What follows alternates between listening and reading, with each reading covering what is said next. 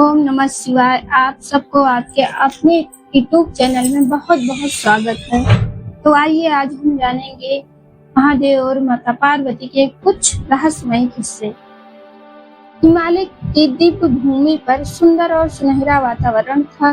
कैलाश पर्वत पर एक दिन माता पार्वती ने भगवान शिव से एक अद्भुत प्रश्न पूछा।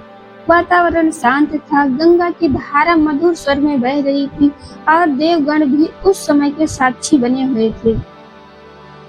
माता पार्वती ने विनम्रता से कहा, प्रभु, संसार में हर व्यक्ति धनवान बनना चाहता है।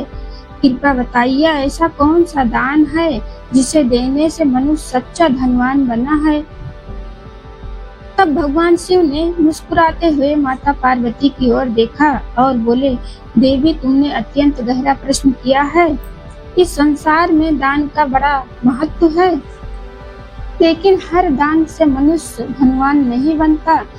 तब माता पार्वती ने उत्सुकता से पूछा, तो प्रभु, वह कौन सा दान है जो मनुष्य को सच में समृद्ध बनाता है। फिर भगवान शिव बोले, देवी, अन्न दान सबसे श्रेष्ठ दान माना गया है। जो व्यक्ति भूखे को भोजन कराता है वह कभी दरिद्र नहीं होता, उसके जीवन में सदैव लक्ष्मी का वास होता है। माता पार्वती ने फिर से प्रश्न किया, क्या केवल अन्न दान ही पर्याप्त है प्रभु। तब भगवान शिव ने उत्तर दिया, अन्न दान के साथ साथ ज्ञान दान भी उतना ही महान है। जो व्यक्ति किसी को ज्ञान देता है वह उसके जीवन को बदल देती है। ऐसा दान कभी समाप्त नहीं होता और इसका फल अनंत गुना बढ़कर मिलता है।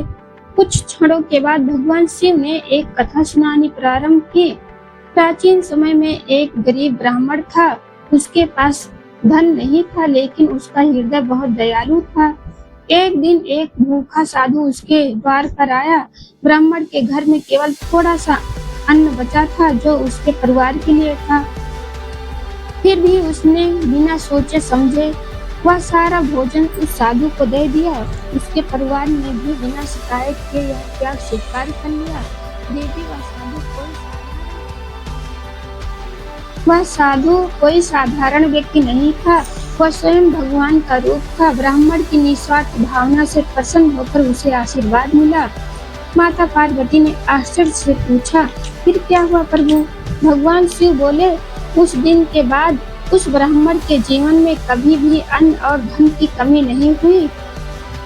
उसका घर सुख समृद्धि से भर गया, क्योंकि उसने दान में केवल अन्न नहीं बल्कि अपनी भावना और श्रद्धा भी दी थी। माता पार्वती ने गंभीर होकर कहा, तो प्रभु, क्या दान में वस्तु से अधिक भावना का महत्व है। भगवान शिव बोले, हाँ देवी, दान का मूल्य वस्तु से नहीं बल्कि देने वाले के भाव से तय होता है। यदि व्यक्ति सच्चे मन से दान करता है और बिना अहंकार के और बिना स्वार्थ के दान करता है तो वह अवश्य धनवान बनता है, चाहे वह धन हो या आध्यात्मिक हो। तब माता पार्वती के चेहरे पर संतोष झलकने लगा। भगवान शिव ने अंत में कहा, देवी, याद रखो, अन्न दान से शरीर तृप्त होता है और ज्ञान दान से जीवन सुधरता है और सच्चे भाव से किया गया दान मनुष्य को सच्चा धनवान बनाता है। माता पार्वती ने गंभीर होकर कहा, तो प्रभु, क्या दान में वस्तु से अधिक भावना का महत्व है। भगवान शिव बोले, हाँ देवी, दान का मूल्य वस्तु से नहीं बल्कि देने वाले के भाव से तय होता है। यदि व्यक्ति सच्चे मन से बिना अहंकार और बिना स्वार्थ के दान करता है तो वह अवश्य धनवान बनता है, चाहे वह धन हो या आध्यात्मिक। तब माता पार्वती के चेहरे पर संतोष झलकने लगा। भगवान शिव ने अंत में कहा, देवी, याद रखो, अन्न दान से शरीर तृप्त होता है और ज्ञान दान से जीवन सुधरता है और सच्चे भाव से किया गया दान मनुष्य को सच्चा धनवान बनाता है। कैलाश पर्वत पर फिर से शांति छा गई। माता पार्वती भगवान शिव के इस ज्ञान से प्रसन्न हो गई और उनका हृदय भक्ति से भर गया।